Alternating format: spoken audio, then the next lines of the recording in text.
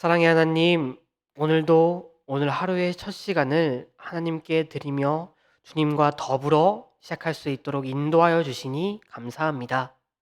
하나님, 너무나 부족한 우리를 아무런 값 없이 선택하여 주시고 자녀 삼아 주신 그 놀라운 은혜를 찬양합니다. 주님, 우리가 구원받은 백성으로서 주님의 자녀로서 이 땅에 살아가면서 주님만을 믿으며 주님만을 붙잡고 주님의 말씀대로 살아가게 하여 주시옵소서. 그리고 이 소망과 기쁨을 알지 못하는 이 세상 사람들에게 그 소망과 믿음을 전하는 우리가 되게 하여 주시옵소서.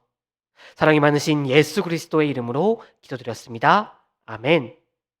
이 시간 함께 찬송가 516장 함께 찬양하도록 하겠습니다.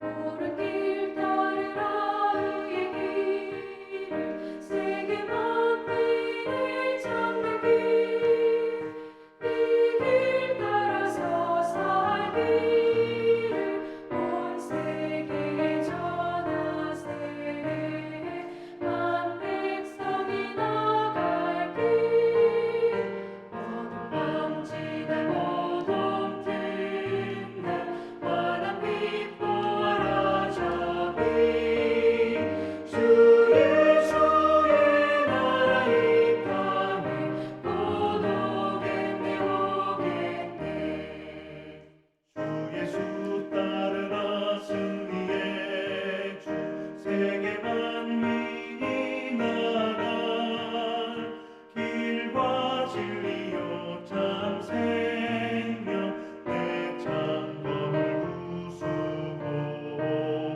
다 따르라와 평화 어둠 밤지나 모둠 든다 환한 빛 보아라 저기 주 예수의 나라 이 땅에 곧 오겠네 오겠네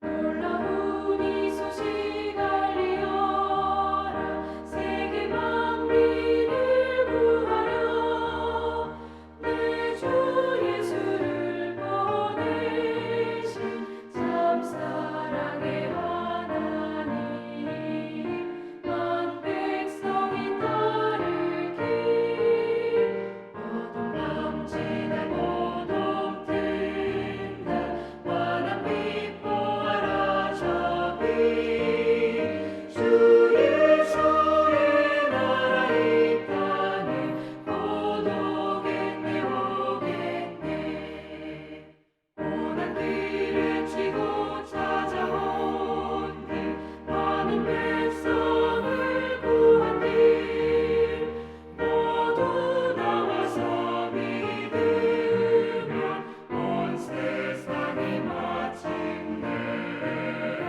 이 진리에 살겠네 어둠 밤지나 모둠 든다 환한 빛 보아라 저기 주 예수의 나라 이 땅에 곧 오겠네 오겠네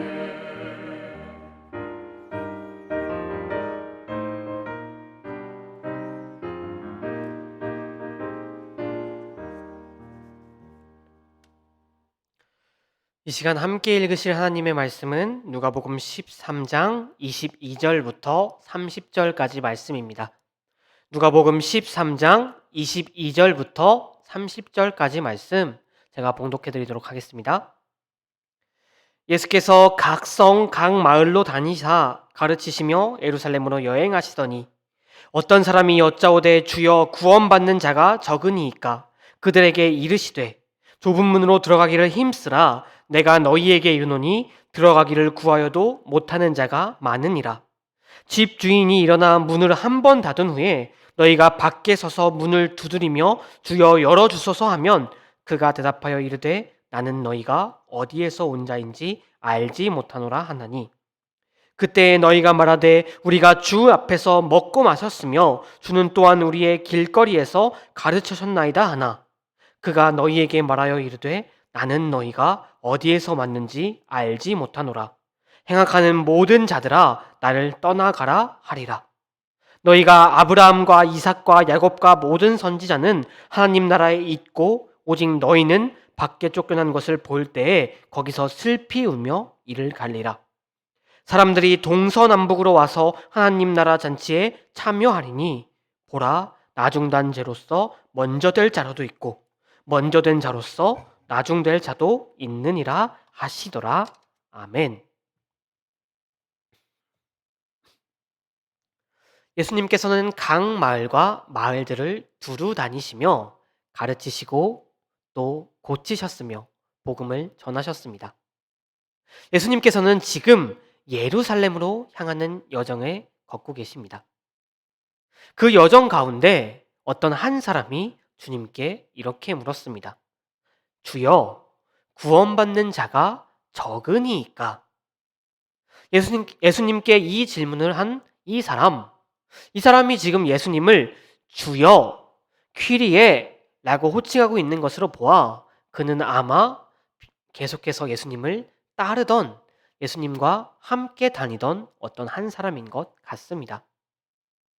이 사람이 질문한 이 질문, 이것은 구원받은 사람들의 수에 대한 질문이었습니다. 당시 유대인들은 이 구원에 관하여 생각하면서 구원받는 사람은 매우 적다라고 생각했습니다.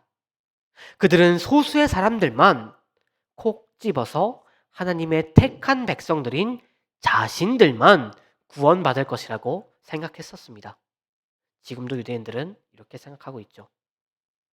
이 사람이 왜 여행 중에 이런 질문을 했는지 우리는 알 수 없지만 아마 이 사람이 이런 질문을 한 것은 예수님을 따라다니다가 예수님을 쫓아다니다가 목격했던 일들 때문이었던 것 같습니다. 사마리아 사람들을 변화시키는 예수님의 모습, 이방 여인을 도우시는 예수님의 모습, 사람들에게 경원시되던 세리와 죄인들과 식사하시는 예수님의 모습, 하나님께 저주를 받은 것이라 여겨졌던 병자들을 치유하는 모습, 그에 반해 예수님을 믿지 않는 유대인들, 예수님을 비난하고 욕하는 바리새인들과 서기관들, 이런 모습을 보면서 이 사람의 마음속에 과연 우리 유대인들만, 이 소수의 유대인들만 하나님께 구원을 받을 수 있는 것이 맞는가라는 의문이 생겨났을 것입니다. 이 질문에 대해서 예수님께서는 옳다, 아니다 라며 정확하게 말씀해 주시지는 않았습니다.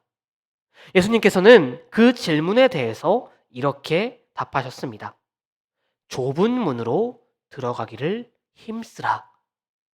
예수님께서는 지금 구원을 좁은 문으로 비유하고 계십니다. 좁은 문, 구원은 좁은 문이라고 생각했을 때 예수님께서는 지금 구원은 적은 사람들만 구원을 받는 사람은 적다라고 말씀하고 계신 것입니다. 그렇다면 성도 여러분, 구원받는 자가 적다는 것은 지금 우리나라에 유행하는 어떤 이단들이 주장하는 것처럼 그 수가 정해져 있기 때문에 그 수가 꽉 차면 더 이상 구원을 받을 수 없기 때문에 예수님께서 지금 이렇게 말씀하고 계신 것일까요? 그 답을 찾기 위해서 우리는 예수님의 답변에서 힘쓰라 라는 단어를 조금 더 살펴볼 필요가 있을 것 같습니다. 여기서 그 힘쓰라, 헬라어 에고니제스세라는 단어는 운동선수가 시합을 할 때 군인들이 전쟁을 치를 때 사용되는 단어입니다. 그러니까 이 단어는 운동선수가 시험에서 최선을 다할 때, 전쟁에서 이기기 위해 최선을 다할 때 사용되는 단어라는 것입니다.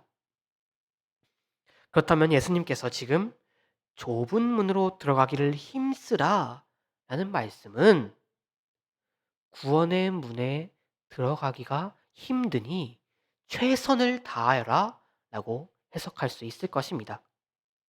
그리고 이어지는 예수님의 말씀, 들어가기를 구하여도 못하는 자가 많으리라 라는 말씀과 연결해서 생각해 볼 때, 구원의 문에 들어가게 될 사람이 적은 것은 그 수가 정해져 있어서, 그 적은 수만이 들어갈 수가 있어서 그런 것이 아니라, 그 수가 넘기면 못 들어가게 문이 닫혀서 그런 것이 아니라 정말 최선을 다해야 할 정도로 그 문에 들어가기가 어렵기 때문인 것입니다.